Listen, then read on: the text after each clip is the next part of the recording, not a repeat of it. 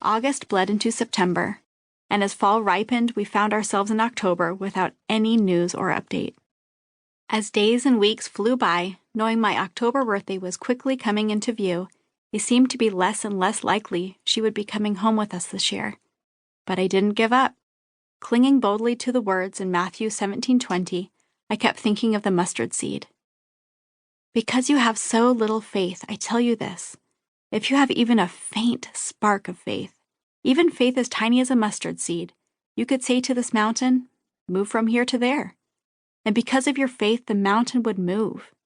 If you had just a sliver of faith, you would find nothing is impossible. Faith, even as small as a mustard seed, could move a mountain. Instead of admitting defeat, I gathered up every shred of confidence I had and poured my heart out to God. Luke 18:6-8 says, "And the Lord said, listen to what the unjust judge says. And will not God bring about justice for his chosen ones who cry out to him day and night? Will he keep putting them off? I tell you, he will see that they get justice, and quickly. However, when the Son of Man comes, will he find faith on this earth?"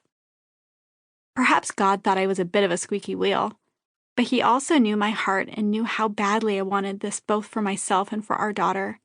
In it, though, I made sure he knew I wasn't gripping it. I wasn't holding my wish and prayer so tightly that I'd completely come unglued if he didn't answer in the way I wanted. This was his little girl, and he knew what was best for her, for me, for Ben, and for our little boys who would soon have a baby sister. I pretended I was a modern-day character in the persistent widow allegory from Luke 18, which illustrates the important lesson of praying without ceasing.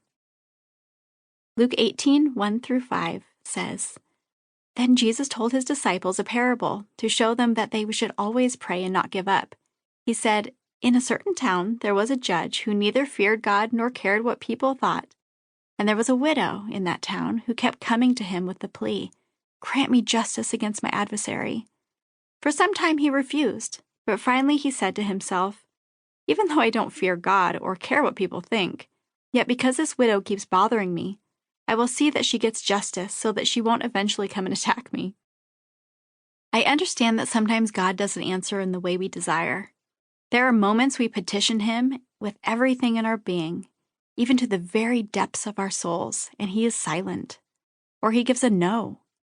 I don't know why some requests are answered and some are not.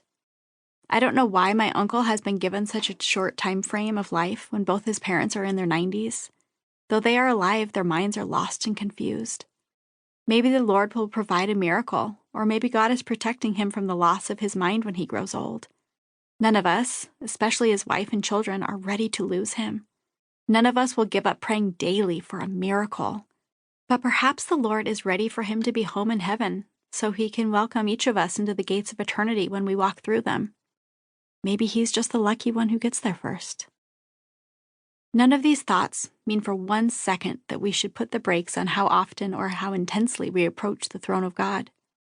It is with confidence and the belief that he will give us all we ask that we continue with a spirit of tenacity, because nothing is impossible for him. Absolutely nothing. During the months it took for us to bring home our baby girl, we pondered and prayed and searched for the perfect name for her. She had a name already, of course, but no one knew who had given it to her, so it held no real significance. We wanted something that held the beauty of her Ethiopian heritage without being difficult to say or spell.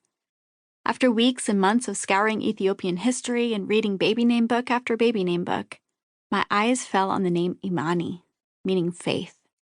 So many hopes and fears and aspirations for our tiny daughter were wrapped up perfectly with the assurance of faith as the cornerstone. When the wait felt too long and too much to bear, I started a journal for her.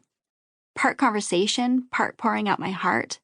I wrote letters to her and prayers that I wanted to be blanketed over her. Things like prayers of protection, health, speed of process, and that she was being loved on. On my birthday, I wrote this. October 29, 2010. Imani, I am sitting at my gate at the airport, headed to meet you. I am completely freaking out and haven't been able to sleep in days. And today is my birthday. This is the best gift in the entire world. Lord Jesus, you are so gracious. I have been praying for months and months that I would get to be with you on my birthday and that you would be home by Christmas.